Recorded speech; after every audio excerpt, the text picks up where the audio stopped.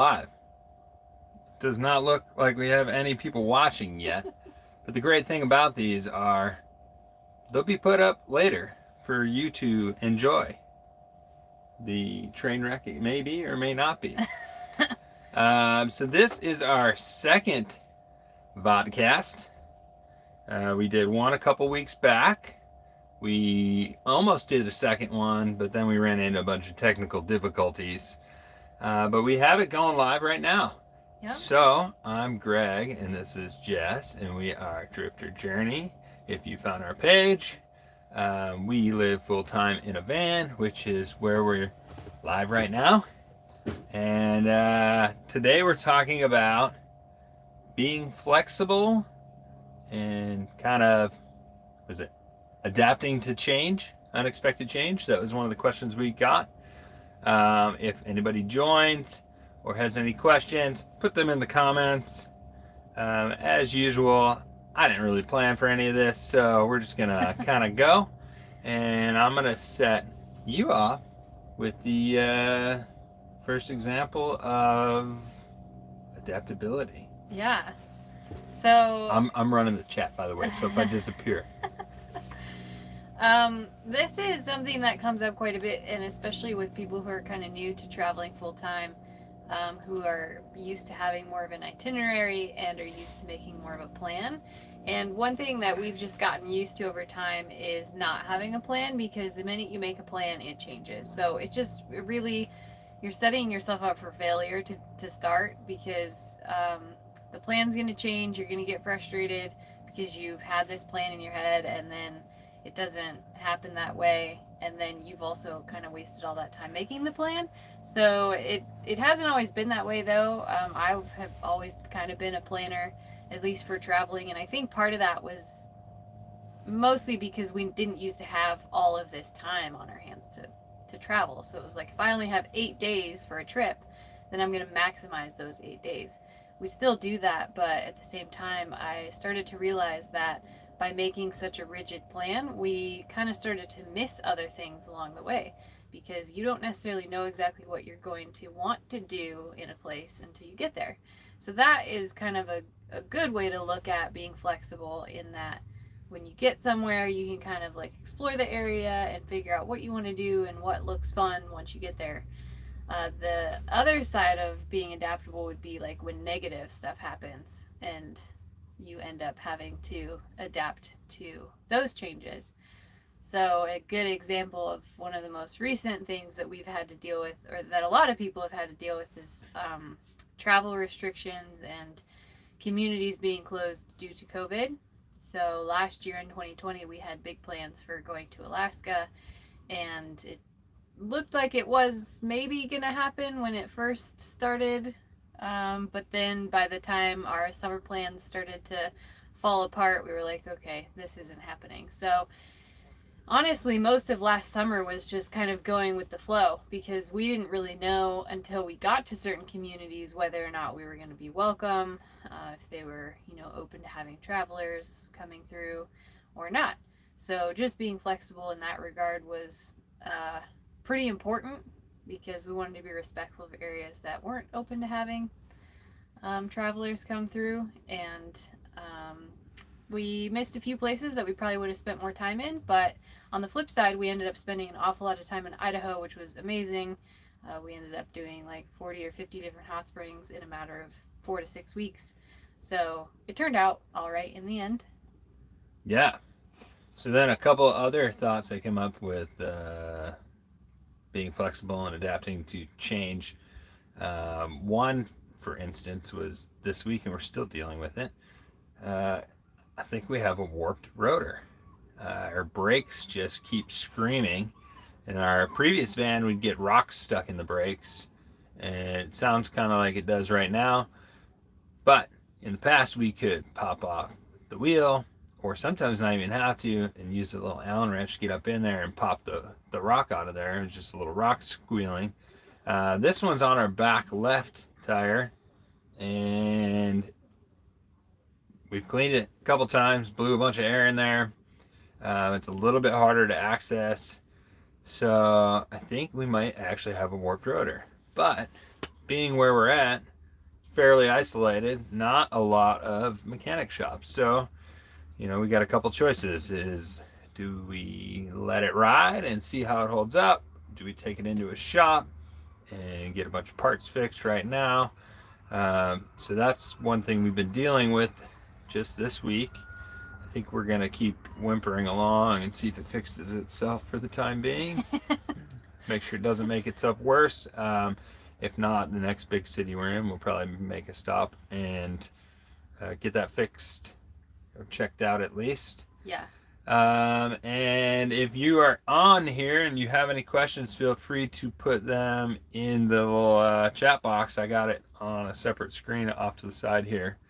What else?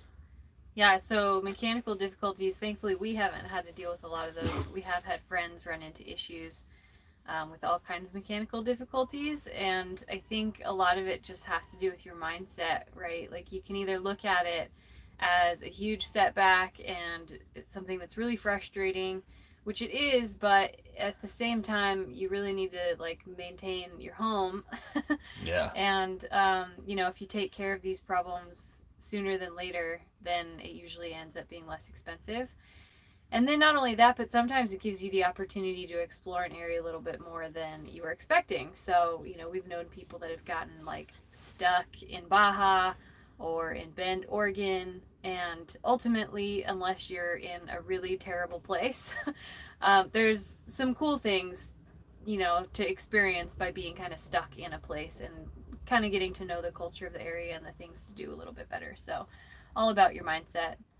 Another thing that comes to mind about being adaptable and flexible for us with our new recent YouTube fame that we've got going on here with all 3 of you guys watching, one of those being her, therefore maybe we might have 2 of you out there. Send us a message so we know who's there. But yeah, the internet and technology. So I'm not great with it, and this guy, I'm really disappointed in DJI right now. This thing's supposed to be able to go live, and we got this really nice mic that will make things sound great. It doesn't go live though. They messed up the app. It's not even an option anymore. So we went to go live a couple weeks ago. Yeah. I'd like to plan these ahead of time for you guys. We can't figure that out yet because this last minute sending a little shout out probably isn't getting as much success as normal. Someone's talking. We got Connecticut. Welcome. Hey Elizabeth, thanks for joining us. But yeah, so technology and adaptability. I didn't even know if this was going to work here today because this hotspot we've been using, which is an AT&T, what do you call this thing? Wi-Fi hotspot? Just a hotspot. 100 gig plan goes in and out where we're located, but it seems like it's working and it looks pretty clear on the other screen, so I think we're doing all right. Yeah. But yeah, that's, for those that we know that are working more or full-time on the road, or for us part-time, we have to adapt our plans accordingly because for instance, you have a meeting Monday. Today is Saturday. Yeah. Meeting on Monday. So whereas before we had jobs and we didn't have to worry about it, now we kind of have to plan and make sure we're in good places with good internet to make things happen when we need to. Yeah. So connectivity is definitely something that we've had to become more flexible with. If I move real fast, I might be real blurry for you guys. But yeah, just if we get up to a spot that doesn't have good service, then we kind of got to figure that out.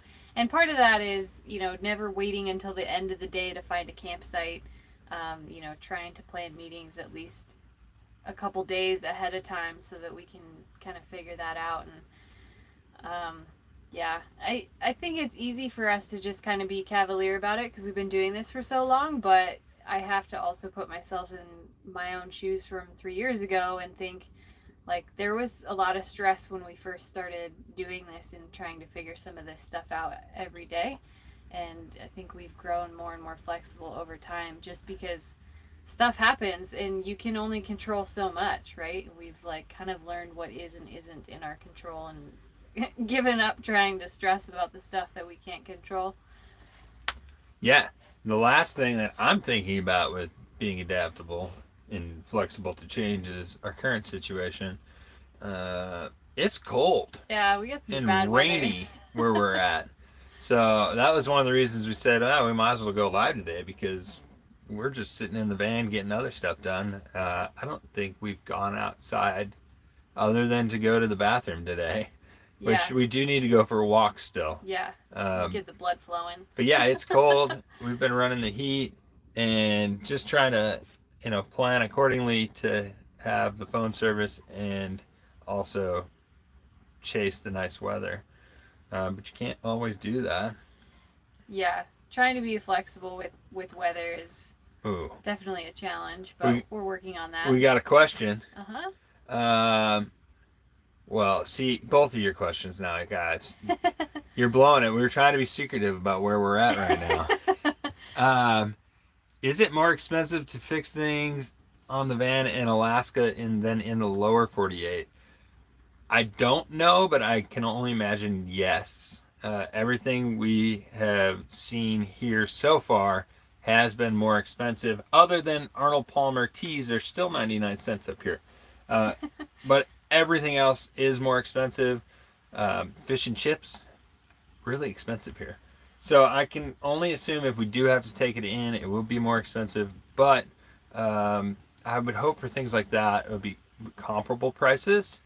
Well, it seems like we don't know about labor yet, but it does seem like material goods do cost more. So we're not really sure. But for example, we changed our oil once we got up here, and we always rotate our tires at the same time. But unfortunately, up here, there's not like a discount tire Big O that does it for free. There's only smaller tire shops, and they wanted $34 or something to rotate the tires, which isn't a huge deal. I mean, we'll end up paying it, but it's just one of those things where we're used to getting that for free at the big chain stores in the lower 48. And we were in Anchorage, so that's the biggest city up here, and that's not an option. So I would imagine the labor rate's probably a little higher as well for getting some stuff done on the van, but we'll find out soon. Yeah, and then Fisher Nate says we got a fellow van lifer in Canada. Hey! How's it going in Canada right now? But yeah, we're up in Alaska currently. We're playing catch up on our weekly videos, so it was, I don't want to totally spoil it now that you guys know we're here, but it was quite the experience getting here. So as we keep putting out our weekly, what do they call those, vlogs? Yep. Yeah. Vlogs for the journey up here. There's a couple nail biters in there, so make sure you're watching those. We did enjoy going through Canada. It is cold up here, but we've heard that there's better weather a little further north. So we're probably going to leave the area that we're in right now soon and then head to better weather, because we've been trying to like muscle through the rain just in the like spirit of being adaptable and just trying to enjoy it for what it is, because the weather here does seem to be that way quite often. Most locals are like, that's Alaska. Yeah. So we just, we buckle down, put on our rain gear, and go out and still do stuff. And it's still been a great experience. We're just not used to that. But it does get tiring, like feeling like you're trapped in the van. So yeah, we're used to like, we were Colorado, so what do they say, like 330 days of sun a year, something crazy. I mean, obviously it rains there, but usually it was an afternoon thunderstorm and then it was gone. You can plan around it. It's very predictable. But here it's like, it's going to rain for 10 minutes and then it's going to stop raining and then it's going to downpour and then it's just kind of misting for 2 hours. So kind of crazy. Scott Sharp. Hey, Scott. Oh, I thought I saw Minnesota. It's New Mexico. New Mexico. I was like, Thanks if you're in Minnesota, you definitely know the weather. But New Mexico, you're used to the nice warm weather most likely. Yeah. Anything else for the whole adaptable stuff? Or should we just see if anybody has any questions today? No, I mean, does anybody have any more questions about like specific scenarios where we've had to be adaptable in the van? I would also say, like, when we were building the van, that was a pretty interesting experience. just not necessarily knowing what we were getting into, having these expectations of it being like relatively straightforward. Not being able to find parts. Yeah, we'd been living in the van for 2.5 years, and we're like, yeah, how hard can it be? And then we started on the van, and everything was back ordered, and every project took longer than we expected. So that was definitely a challenge to our ability to be flexible as well. And you have this plan of like, this is the order it's going to go in, and then you end up having to do like half of a project and then switch gears because you don't have the parts. And that was definitely kind of a good example of just trying to go with the flow and see what we could do. So I think one of the big things about these live sessions we're going to do, and hopefully we're going to keep doing them more often, is we're live. So you can ask us questions. We're going to try and format it better. We did better today already because we haven't had a bunch of questions. But we'll try and do a subject for the day.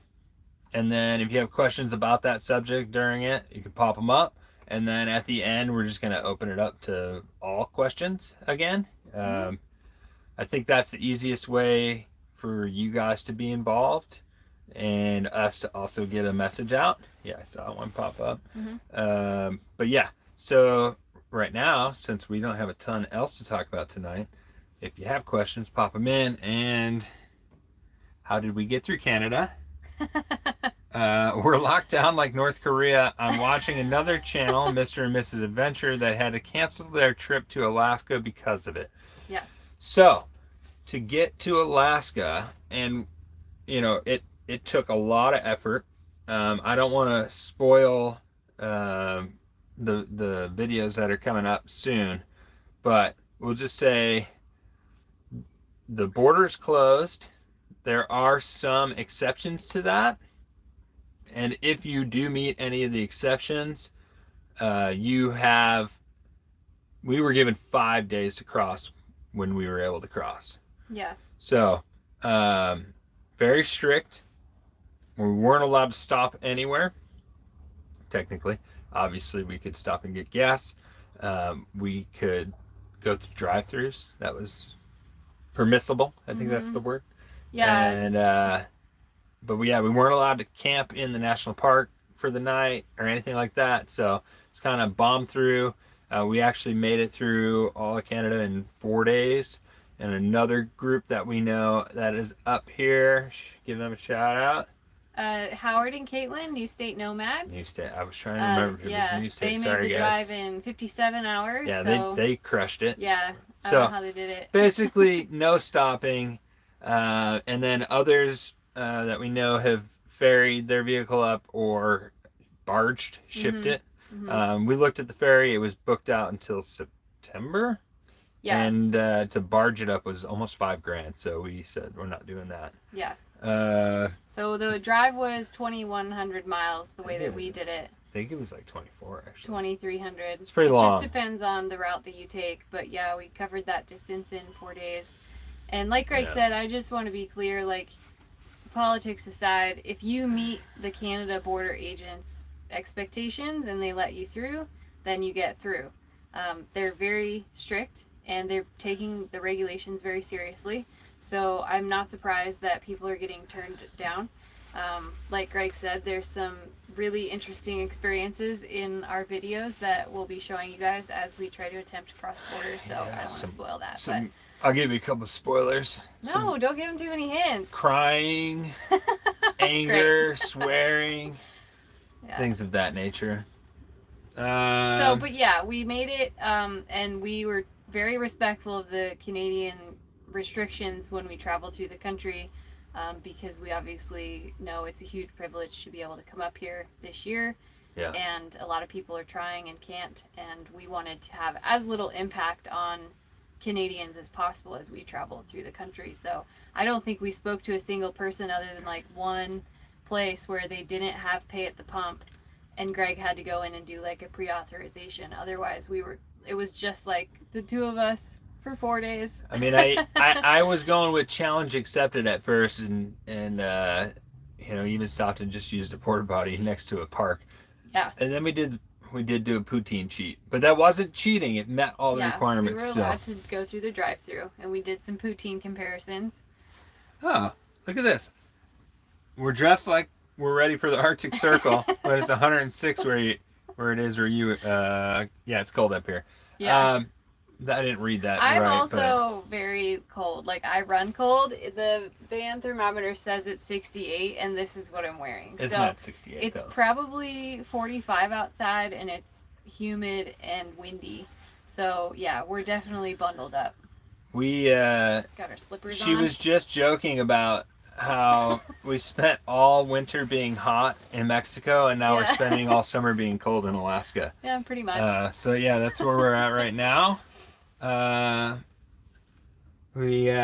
Jerry loves watching the videos. Thank you. We appreciate you watching. Jerry. Yep, happy to have you. Christian Nate, sure. Arbitrary. I hate our political system at the moment. Looking forward to seeing the videos. Great channel. I'm sure it will take off. Yeah, thank you. We hope it takes off. Thanks, Nate. Yeah, and you should make your own channel. Like, we've been being told to make a channel for years now. And I don't like being in front of the camera, and I didn't, but I'm getting better with it. Like, this before would not have been good for me. This is one of those adaptability things, huh? Yeah. They say you change. Go back and watch our first video, which is me. Was it the headlight install? Probably. So I put a headlight on the motorcycle, and it is a horrible video. It's horrible. So bad. And they get better. And hey, it's at like 2,000 views by now. Oh, and then I did a how to fix a surfboard video when I had never fixed a surfboard before. So you guys are seeing like Greg's real personality now. When we first started filming, he was like, so now I'm going to show you how to fix a headlamp. He's like very serious. I'm still serious on camera though. No. Unless I'm live. You ain't going to get me acting like this. Watched them all. Scott has watched them all, and we are getting better. Thank you. You don't know why I don't have 100,000 subscribers. Wow. Hey, we'll get there. We're going at. I've been checking the analytics daily. We're going about 5 to 7 followers a day. So tell all your friends. Maybe we can double that up, and yeah, we'll see if it gets there. The slow grow long game, I guess. It's slow, steady rise. And then I hear it just goes like that. So we'll see if that happens. We did rack up 11 people in here. That's pretty good. I'm impressed with that, with the short notice. Yeah, thank you guys for joining, even with the short notice. If you just popped in, we were trying to explain earlier that we've been having some technological difficulties. So we have it pretty much all worked out now. We've got kind of a system in place, so hopefully we'll be able to do this a little more regularly. Yeah, and ideally we'll be able to tell you guys earlier in advance. Yeah, give you I want to try that next time. 2 days notice or something. Yeah, we'll give you a little notice. Yeah. Maybe. Maybe we'll give you a notice. Depends if we have internet or not. You know, we're pretty non-committal. Speaking of adaptability, if you don't commit to anything, then you don't really have to be flexible. Yeah, it works out. It just happens. Yeah. So, I think that's gonna be it. Does anybody have a last-minute question? If not, I think we're gonna call it a day.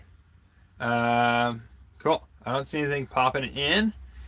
We are pretty open with anything. Ooh, there we go. Hand raise. Buck, what's up? Hi, hey there. Buck. You made it. Yay, I'm glad you Sweet made Alaska. it. Yep. Nice. So Buck's been asking for like weeks, and I've kept him trailing along. So yeah, spoiler alert, Buck, we're in Alaska. Everybody knows now. We made it. Secret's out.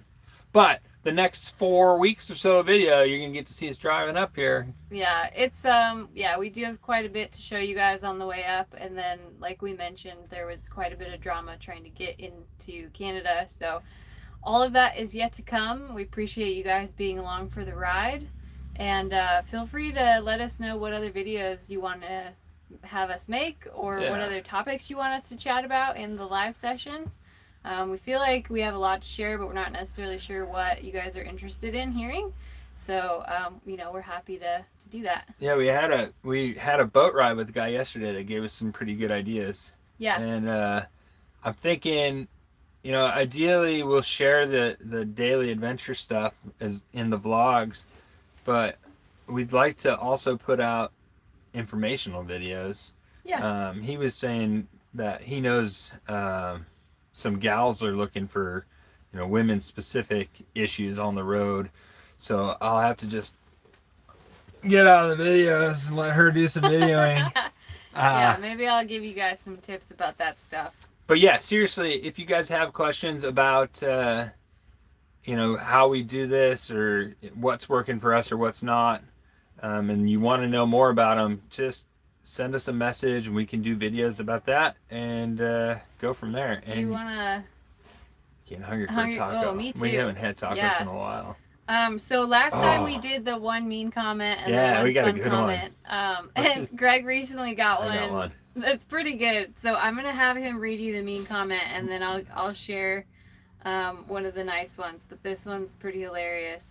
Yeah. So we're gonna wrap with this, and then we'll let you guys know next time we're gonna go live. Is that the whole thing? Yeah. Uh-huh. I gotta deliver it properly here. Why do men under 40 years old talk like a little girl raising their voice at the end of every sentence like you're asking a question when you're actually making a statement? It's bad enough when adult women do it, but when a man does it, I just can't listen to anything he's got to say. Thank you, WritersOnline.org, for that comment. Appreciate we do appreciate it. Criticism. I did reply and let him know that I hope he enjoyed the discount that we worked hard for to get him on this product, because it's a good one. And a good comment. You got a good one in there? Yeah, so recently our Retired Life mentioned on our last Baja video, great Baja series, guys. I used to be a little nervous with the idea of traveling to Baja, but after watching your videos, I feel much better about it, which is great to hear. It's exactly what we wanted. We love Baja, and we know a lot of people are reticent about going there. So that's what we wanted to share, is that it's an amazing place that you don't have to be afraid of. So thank you, Our Retired Life, for sharing that. Yeah. So thank you guys that joined. We appreciate you more than you can imagine. Without you guys watching, this wouldn't be doing anything. We'd be talking to ourselves. We would, which I still would. Yeah. So, but yeah, thank you guys. Put comments down below if you have any questions, or just put comments down below to make it pop off for other people, because we're gonna we'll put it as a posting. After. Yeah. And yeah, we'll see you next time. Now I gotta figure out how to turn this thing off. Just hit the little X. Thank you, guys. Bye, guys. Bye. Ooh, hold on. Do you really think you need to know Spanish to go down there, though? No. No. Yeah. You should. It will make your experience exponentially more fun. But you don't really need to know Spanish. Our Spanish is pretty bad. Yeah. And we manage. But and you pick up a lot while you're down there if you're willing to learn. It'll get a lot better. Yeah. But don't use that as a reason not to go. Okay. Till next time. All right. Thank you, guys. Night.